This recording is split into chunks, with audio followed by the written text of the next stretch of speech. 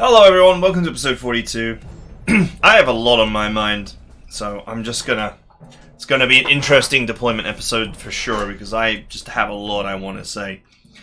In the original Generalissimus campaign that I did for the original campaign, I got some pretty crazy heroes. Like, not overly crazy, but I had a 0 slots guy, so I ran a 21 centimeter artillery throughout the whole thing, and then later on I got a pretty insane on the roll hero guy on a flame tank that just went around annihilating everything. You know, it took a little while to get him built up.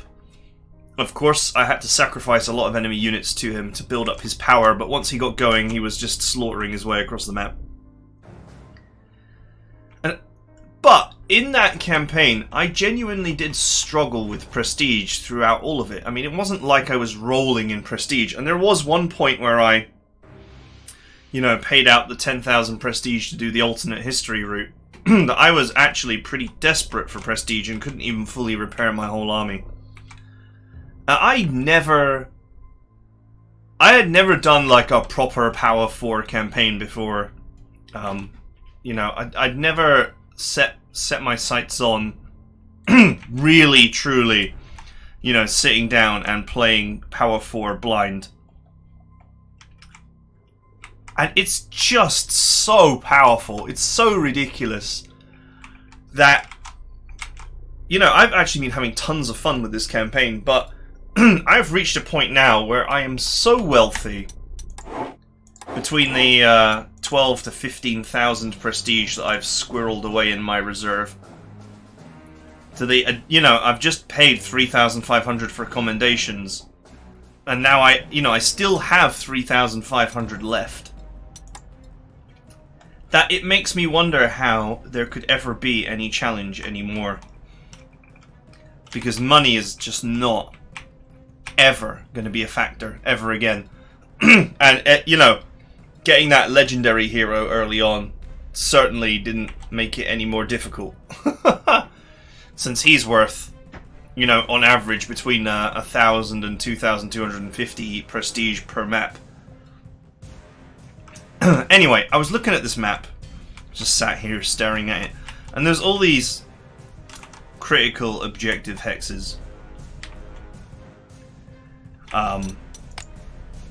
And they don't seem to do anything. The only mission objectives are to defend Zaragoza, which is this tile, and the bonus objective is to rescue this desperately surrounded goon. And that's it. So I don't really get why these are all marked as victory hexes. Because, I mean, they are. Primary objectives are hexes which are to be captured or held in order to win the mission. But I am not being told here that these matter. Does that mean if I take this hex here while still holding all of these, the mission just ends in victory? No clue. Very odd. Right. Let's sit down and figure out what we're doing. So,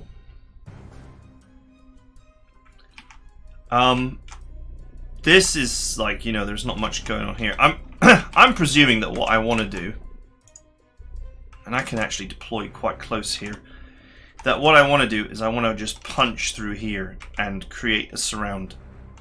You'll actually note that these enemies are dangerously close to being zogged, because this is holding this, and this is holding this, and this is holding this. You can go through these hills. And this is holding this, and this is holding this. I've just set them to hold position. And what that means is that if I got a unit here, and one here, here and here, plus one here, then they would all be, that would be a surround. That would be a total surround. And you'll note here as well that there's, you know, there's these major rivers which are actually blocking supply here. Unfortunately, not here. That makes you wonder, though. Yeah, you know, amusingly, this major river here would mean that it would be possible to block the supply by having a unit here, here, an infantry unit here, and an infantry unit here. If you could somehow put a block here, which is not necessarily easy to do. Well, I don't know what the situation is on the ground really yet, so...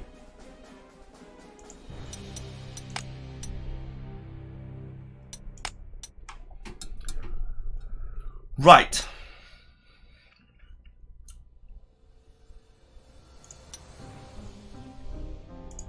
So first things first, if I'm going to defend the city, then I need to put these artillery down. The main issue here is that there's 3 bridge tiles. And honestly, these 2 tiles here really could do with infantry in them.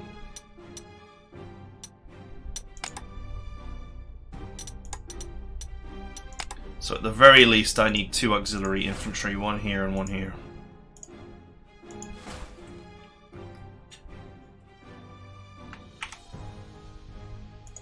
Now what's interesting to me is that because there's 3 tiles accessing this guy, it may be possible for the enemy to push in here and actually put a unit here, here, and here and force them out if they don't, you know, if their entrenchment is bad.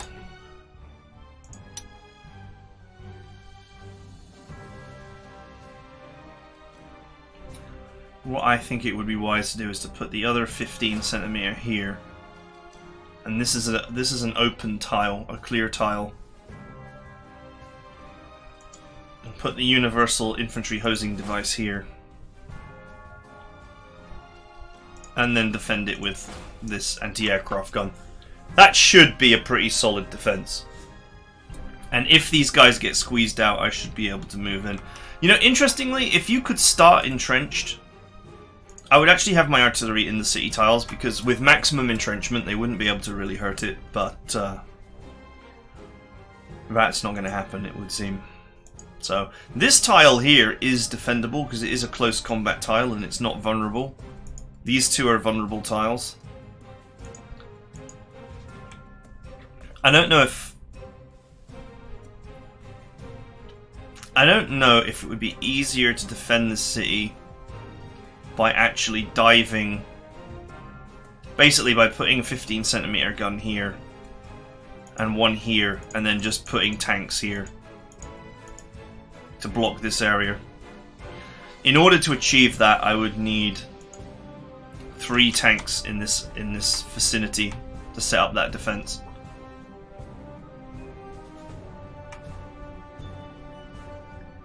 That's not necessarily a bad idea.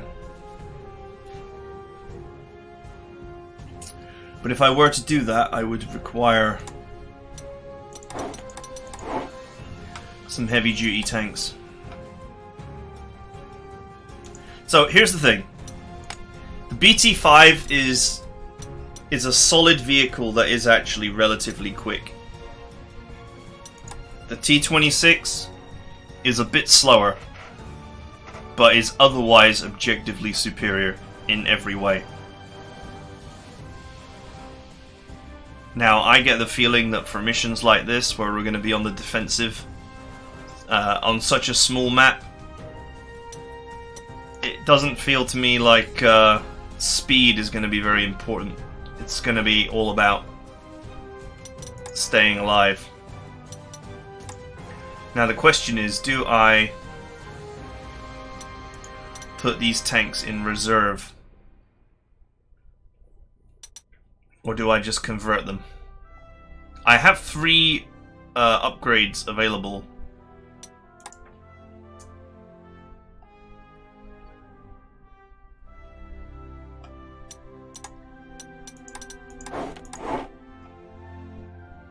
Let's, alright, first things first, let's just,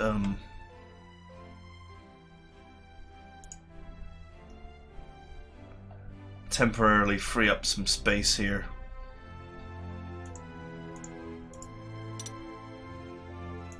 Let's move this to reserve.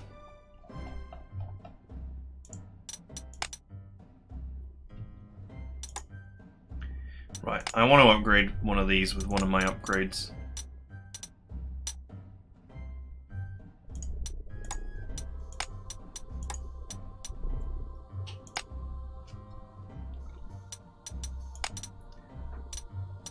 It's important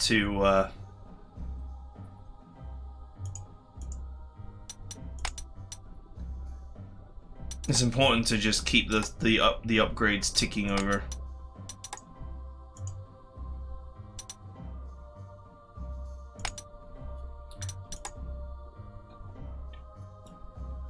And I also have one strat bomber left that could do with upgrading.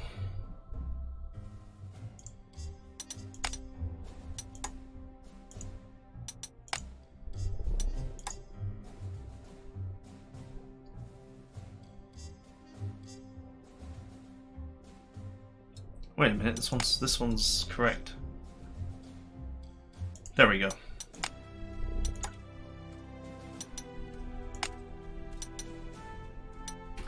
Okay.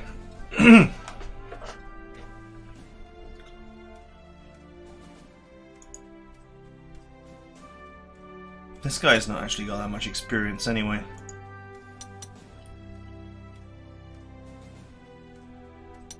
Let's have a look at the purchase screen. How many of each kind of tank have I got lying around? See, I might want the BT5s later because the speed might be, you know, we might be on a different mission that's a little bit more open.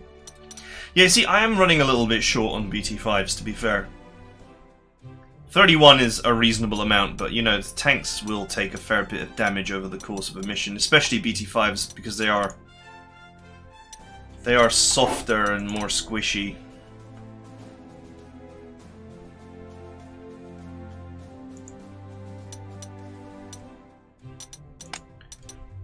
Let's T26 this guy.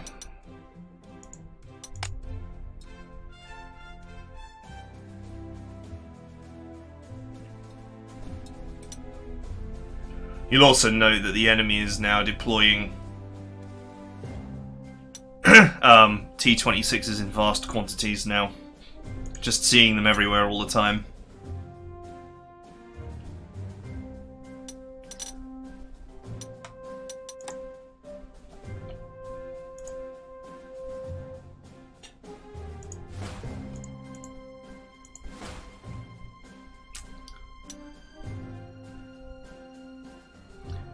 You know, these anti-aircraft guns, they never really get the job done for me, funnily enough.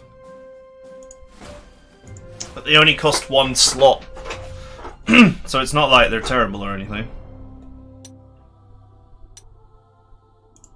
Now, they were saying that it might be wise to send some fast, in the mission briefing, to send some fast vehicles down here to provide relief.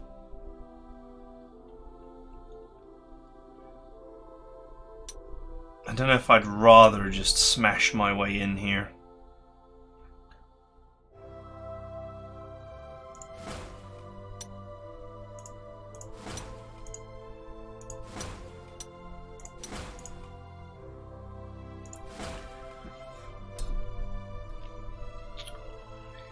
Okay, so what I'm going to do is, let's put my fighter in the center here, and my fighter in the center here.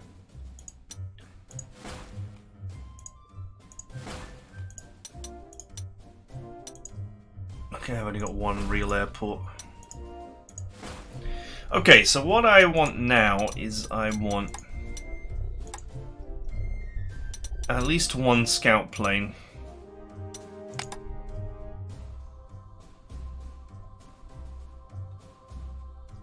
I'm going to fly it from here, just right down this line. I just want to see what's going on. And then, as usual, I feel like the correct answer to all my problems is to deploy fighter planes to clean up the sky ASAP.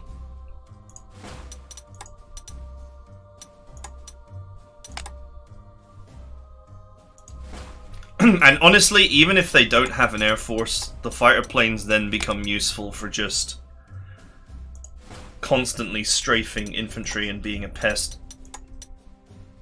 Although what I will do is I will buy 2 cheap and nasty tanks.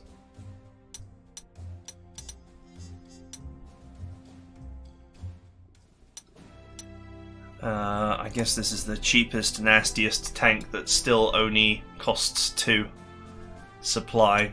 Unless I want to go for recon cars.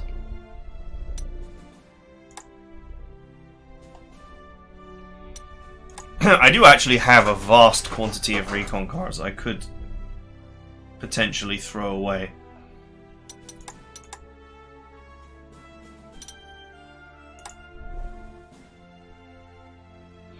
Oh yeah, what about these? They've got rapid fire and 10 anti-tank and 8 anti-infantry. They are totally superior to the default vehicles that I have. They are, of course, completely inferior to the BA6. The AAC1937. Although it does enjoy improved movement over those two.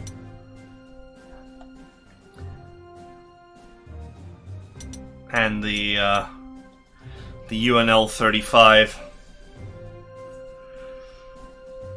enjoys better defense and initiative, even if it's not as good.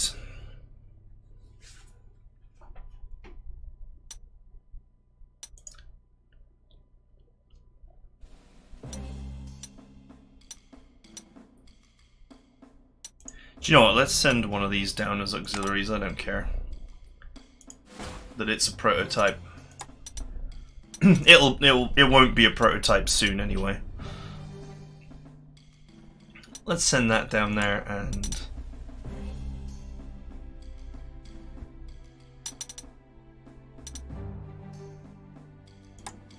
let's send a 1B down there as well. Do you know what? If this is completely clear and I can just go flying through, then great. I'll use these to just shore up this bit here. But otherwise, if they go down here and there's like a whole army pushing up here and they get wrecked, that's fine too. I'm not risking anything. It's just money at the end of the day. Okay, alright. So we're deployed for this one. I'm not really sure what all these victory hexes are about. This is a very small map. Like, incredibly small. If you think that your only objective is to defend this and rescue this, then, you know, your start position to objective distance is only 10 tiles, which is nothing. Obviously, there's a lot of enemies out there. Right, one thing we overlooked was... So I've used all my upgrades. One thing that we overlooked was heroes. I believe I have an additional hero. It's a guy that ignores zone of control.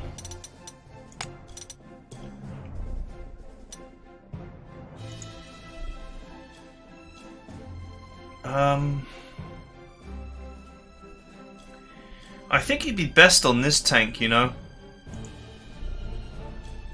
Because this tank has got incredible movement. It's got 6 track.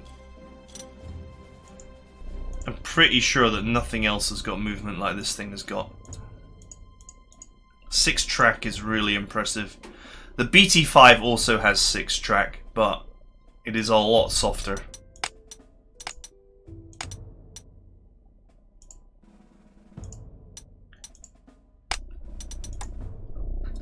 Let's give him a special camo.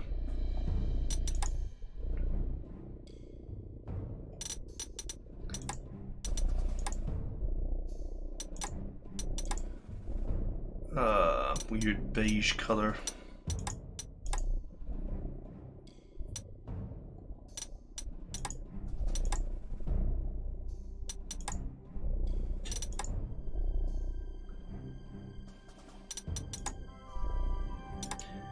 Man, these never look quite the same as they look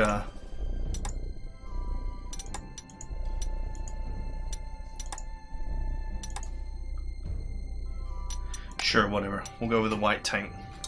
An off-white tank. None of these other heroes are actually really worth noting. Although no retaliation is very useful, especially when hosing down infantry.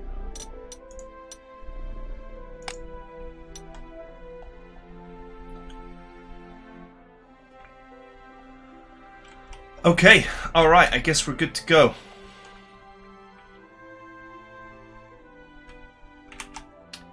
Yeah, I don't know what the status is with this map, really. I can only presume that there's a giant mob of units that's going to attack. I don't really get what these victory hexes are about, because the mission doesn't mention them at all. It just mentions defending the city and keeping the commander alive.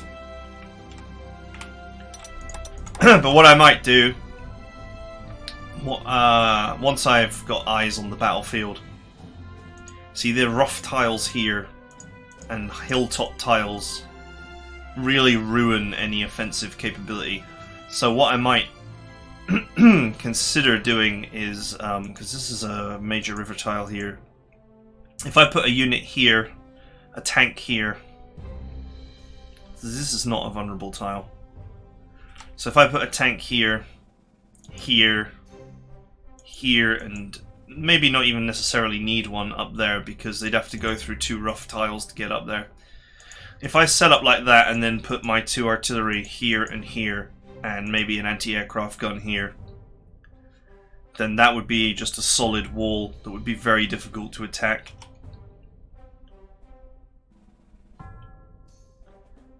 And I think that would be less risky than defending from here, which is a better defensive position, but I just worry that what happens is 3 infantry units push here, they all attack this guy in the middle, even with artillery support.